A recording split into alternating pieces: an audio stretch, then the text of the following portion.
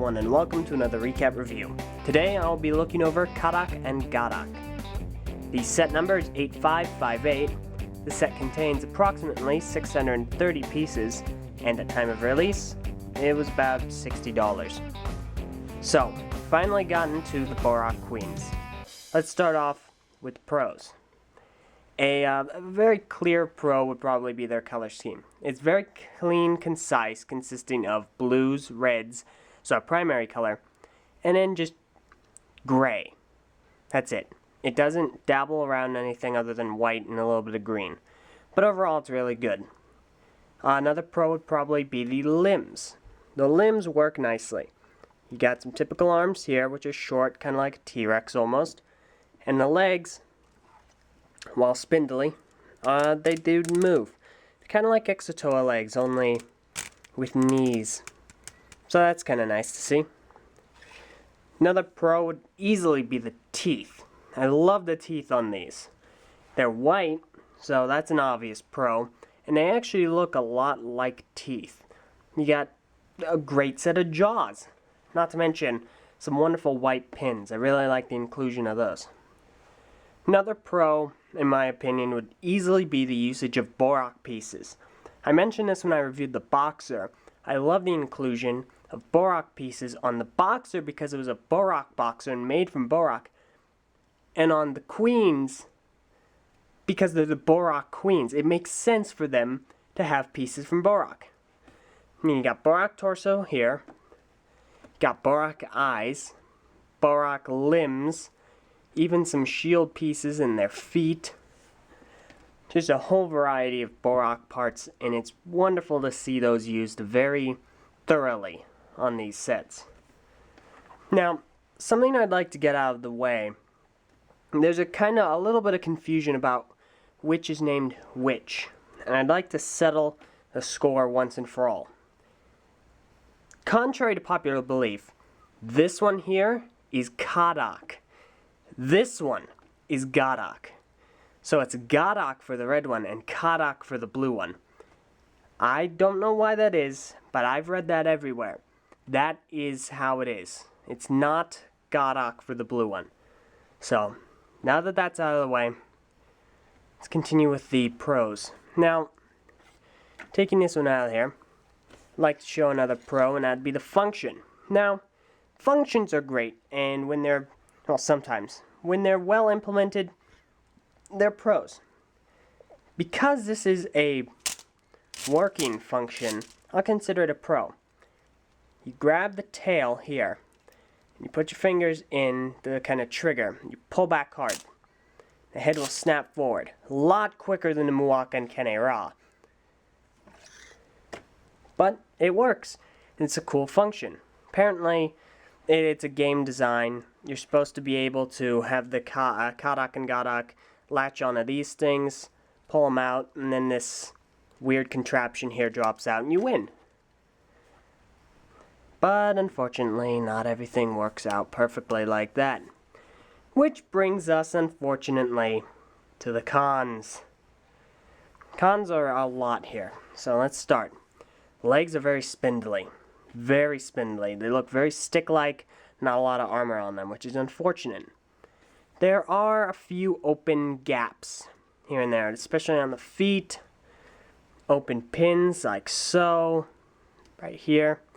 And that kind of bugs me. It looks almost a little unfinished when sometimes that happens. Another con I can definitely say is the white here for the claws. Now this is a little bit more excusable, like I said on the Boxer, because they're Bohrok parts. They make good claws. So I'll give them a little bit more lenience there. Another con, and this is a very big one. This goes right back to the function. The function works and it doesn't work. Let me explain. This large gear here, which you most likely will see primarily in Sidorak from 05.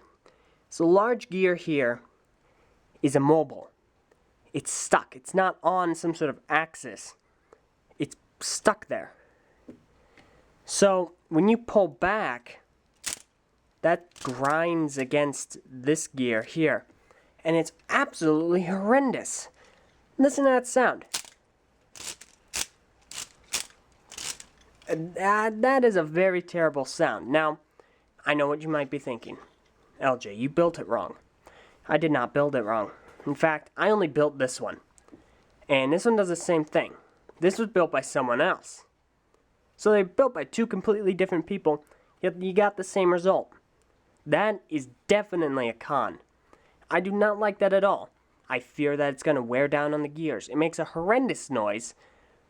And it's just very poor design in that instance. I mean, I personally would have liked to see this gear move properly. Another con, this is around the head area, is probably these things. They're antennae, whatnot. They get in the way. Especially on Cahdok. They definitely make the head a lot harder to use the function for. And it's very distracting. I mean, they look kind of cool, but it really messes with the function. Continuing on with the cons, again with the function, this whole game here is extraordinarily difficult to work with. I'm not going to try and work out the game. It just doesn't work. You gotta like pose them a certain way, and they have to both be facing down, and the chances of you getting these like really weirdly shaped jaws right here exactly, I'm gonna be impressed if anyone can do that under a minute. Continuing on with the cons, this is more construction stuff. It seems a little bit gappy right here. Like the thighs kind of go out a little too much, and that wouldn't be a problem if it wasn't for the fact that there's really nothing here aside from a couple of sticks. So that's probably my only other issue. Otherwise, these are fantastic. I mean, aside from those few cons, which depending on who you are can probably get in the way, these are actually really cool, and they're great Bohrok queens. When you think queen or leader of the Bohrok, these are definitely what should come to mind. My only other thing, and this is kind of a personal comparison thing, is that they look, instead of dinosaurs, like very large chickens. And I have chickens. They remind me of chickens. So, if you see them on a platter, that's probably why. So that has been Cahdok and Gahdok, the Bahrag. I hope you have enjoyed this review, and if there's anything that I've missed, please let me know. That pretty much settles it for all of the Bohrok related stuff. Next week, however, I'm going to begin the Toa Nuva reviews, starting off with everyone's favorite, Tahu Nuva. So, I hope to see you all there, and I hope you have enjoyed once more. Thank you all for watching.